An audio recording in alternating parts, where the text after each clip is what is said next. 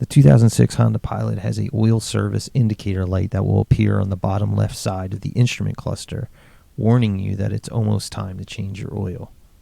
In this video, I'm going to show you how you can easily change your own oil and clear this light off your instrument cluster.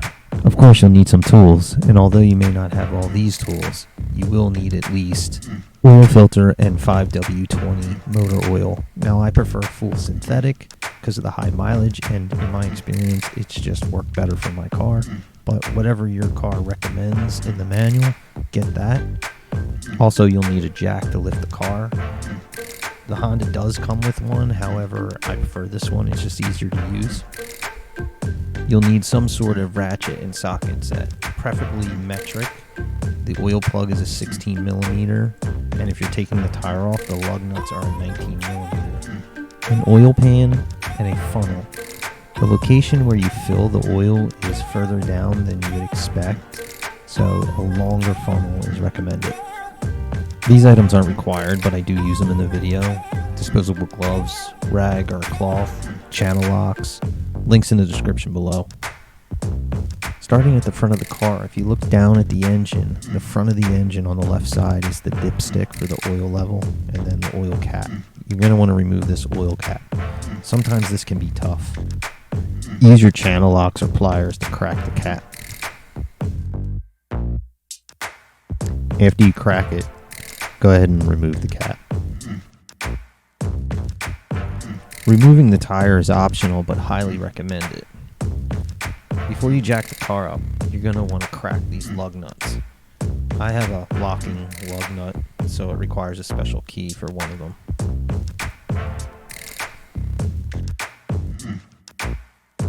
I put this extender pipe over top of my tire iron to give me leverage to break the lug nuts. These lug nuts should not be so tight that you can't break them. Locate a spot to put your jack. As shown here, the Honda Pilot has a little lip. I like to put a piece of 3/4 inch plywood on the ground underneath my jack to prevent the jack from sinking into the blacktop. Jack the car up until the tire lifts off the ground about an inch. Remove each lug nut with your 19 millimeter socket. If you have trouble pulling the tire off, sometimes you just need to give it a little bump. Now we're ready to drain the oil. From the front of the car, slide underneath the car just behind the tire that you took off. Look up, you'll see the oil filter, and behind the oil filter, you'll see the oil pan. At the back of the pan is the oil plug. It's a 16 millimeter, you need to remove that. You'll need your 16 millimeter socket and your ratchet to get the oil plug off. If it's a little stubborn, give it another bump. Position your oil pan underneath the hole and remove the drain plug. Be sure you catch the drain plug as it falls out. The pressure from the oil will sometimes shoot it out in your hand and you'll lose it into the pan.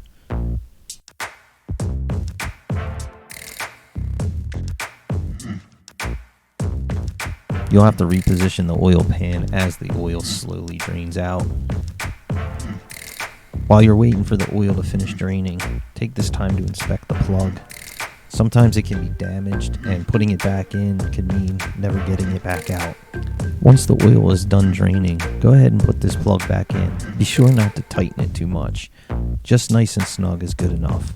Keep in mind there's still oil in this oil filter, and when you remove this filter, it's going to get all over this bar here underneath. I like to place a rag over top of this to catch all the oil so it doesn't get all over the metal and you have to wipe it and clean it up later. The oil filter is another one of those things that can be stubborn to get off.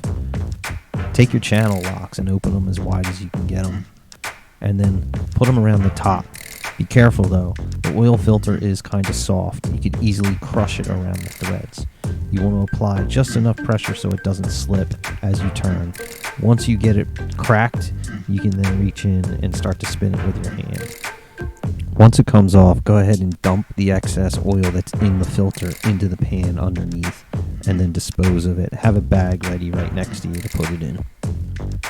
Use the catch rag now to finish cleaning up the oil dripping all over the place. Once you're done with the rag, you can dispose of that too. Some people say it's optional or you don't have to fill the new oil filter with oil, but it makes sense to me to do it because if you watch, the oil seeps into the paper filter that's inside, and you continue to fill the can up until it's to the top. By the time you're done filling this new filter, it probably used half a quart of oil, which I don't think the manufacturer takes into consideration with the recommended amount of oil they tell you to put in. Once it's filled, take a little bit of oil and spread it around the gasket. This helps create a better seal. The oil filter should spin on very easily. Try not to cross-thread the filter. You're going to want to go all the way up until it can't turn anymore, and then give it one little good snug turn to finish it off.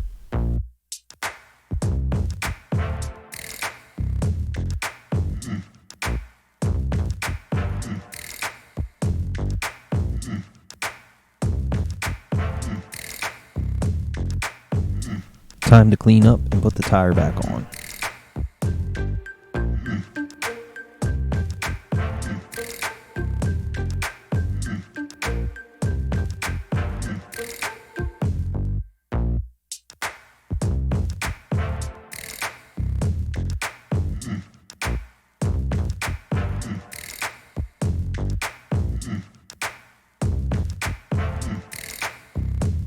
At this point, I've only put the lug nuts back on hand tight. I lower the jack down until the tire touches the ground and can't spin anymore.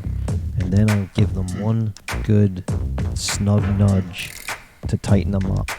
Believe it or not, you don't need these super tight.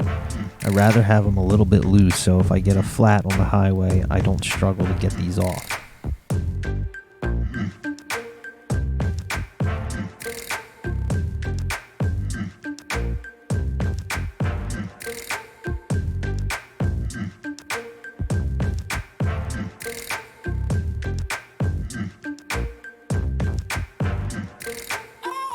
I'm not going to show myself pouring the oil into the engine. However, I do put in 4.5 quarts. Now, if you're concerned with putting too much oil in, you can put 4 quarts in, run the engine for a while, and keep checking the levels, and if you need more, add more as you go. Now we just need to reset the service indicator meter. To do this, turn the key to the on position. Do not start the car. Once the lights light up, press and hold the odometer reset switch until everything in the middle starts to blink.